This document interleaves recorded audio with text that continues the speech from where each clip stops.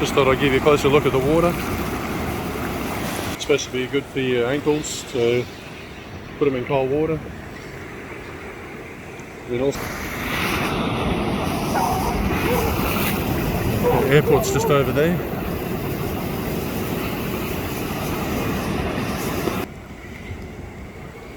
But, just thought I'd mention also that it's been getting down to around 50 degrees and going up to around 70 degrees most days, Fahrenheit. But it's about the general weather at this time of the year, in winter, which is pretty nice.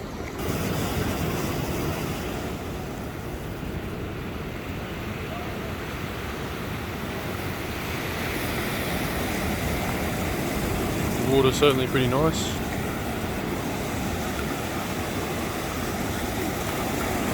People hear about the dangerous creatures that are in the ocean, but we don't have that in this area.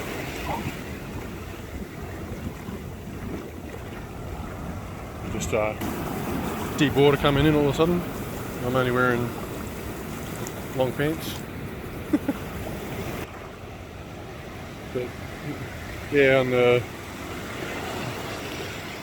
in the southern part of Queensland, we don't get any of those kind of creatures like the box jellyfish, which is one of the most potent venomous jellyfish.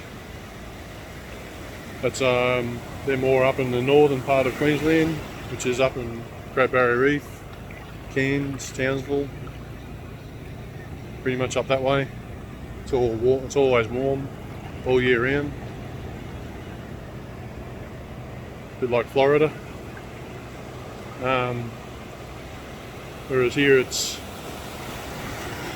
a little bit more like Southern California, Santiago area, something like that, possibly. It's very much a gets cool in the winter. It gets pretty warm and humid in the summer. And the humidity is the part that makes it quite hard in the summertime. It's where I grew up. It got a lot hotter, but it was more inland in central Queensland. It was dry heat. So I was up around 100 degrees plus, 110. And we were playing out on the outside with no big deal, but it was just hot enough that you could feel the heat go through your shoes when you're walking on the road. Whereas here it doesn't get quite that hot, but it's very humid. And yeah, we do get jellyfish here, and they're blue bottle jellyfish. It's been so long since I've talked about it, I've forgotten what they're called. But they do sting, but they're only mild. It's like being bitten by a wasp or something. Whereas the box jellyfish, the pain is so great that people can barely stand it at all. It's just like excruciating beyond belief if you get stung by them. All their tentacles have barbs in them that as soon as they touch you, that's the end. They go in and they inject their venom, and that's how they sting you. But other than that, yeah, it's pretty good here. We don't really have that trouble. Yeah, that's about all I can think of at this point. But just thought I'd let you know a bit of trivia if you didn't know. Some of you might have known, but yeah, we do get spiders and snakes. We get the redback spiders, which is akin to the black widow. Got the red stripe in the back. But I've learned how the webs look on those, and they usually hide in places where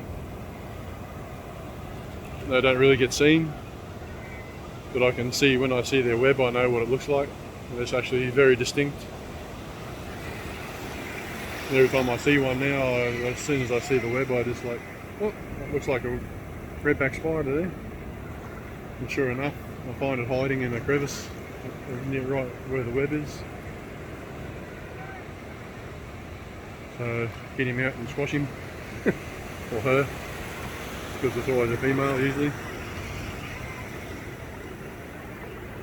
And funnel web spiders, we don't get them here. They're a long way down south, about 600-700 miles down south in Sydney, New South Wales, which is classed as a Sydney funnel web,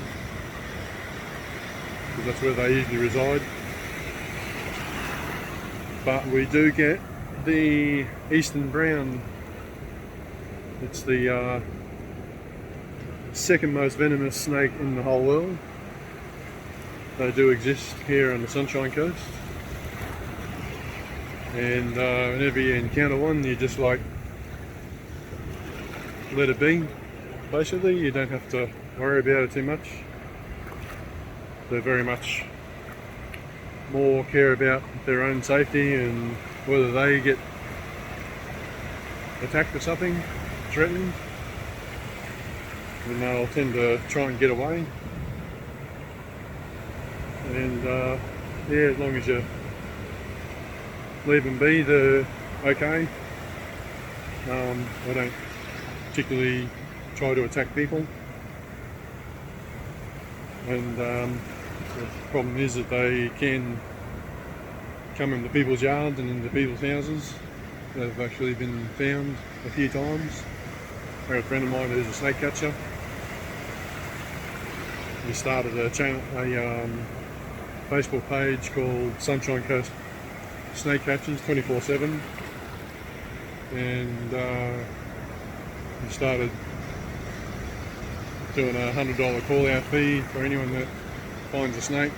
They just call up them and he goes out and catches it and relocates it to a remote bushland and videos the whole process and everything, and yeah, shows that they basically just try and get away and hide. He gets it out and he picks it up by the tail, and they have trouble getting their head back up to get you, but still erring on the side of caution and still watch what you're doing with them. But basically, yeah, put them in a bag and take them out to the bush, and puts them down on the ground, and all they care about is like, where can I go to hide away in some deep grass, and off they go. So yeah, we got those, and carpet pythons, which are non-venomous, but they're a constrictor, being a python, and they're pretty placid,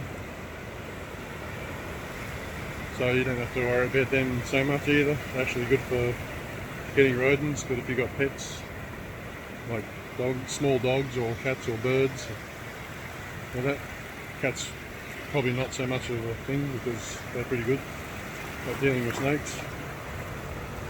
But some small dogs might not fare so well. But they tend to get chickens and birds and stuff, so if you've got chicken coops and stuff like that, like you do in Strange Skies,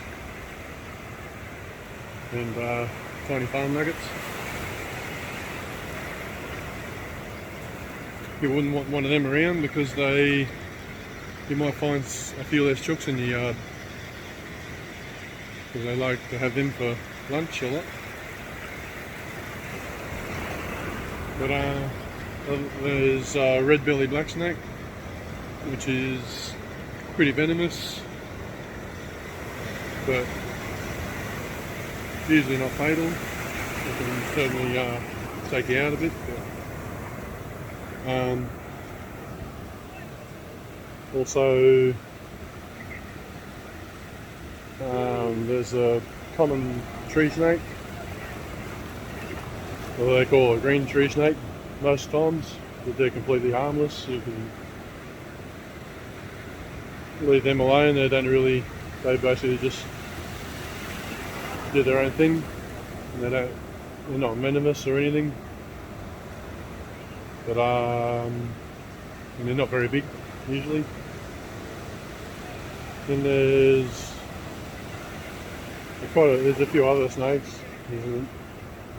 There's another, I've forgotten the name of it. Another one that's fairly harmless, but there's one that looks very similar that is venomous, so you don't want to be taking the chance to believe it's the harmless one, unless you know what you're looking for. You know how to identify them properly. But yeah, other than that, I don't think there's much else in the way of anything deadly around this area, as they quite often talk about in the YouTube videos of all the animals are trying to kill you in Australia. Yeah, I suppose that's about it really. I don't know, it's a beautiful morning. It's sitting around probably 60 degrees right now, something like that, and I'm just standing in this water and it's quite nice. There's people out there swimming and paddling and surfing. So it's not too bad here. And we're still just getting past the middle of winter. It's pretty harsh. We're struggling, but we're getting there. If you know what I mean. Okay. Over and out.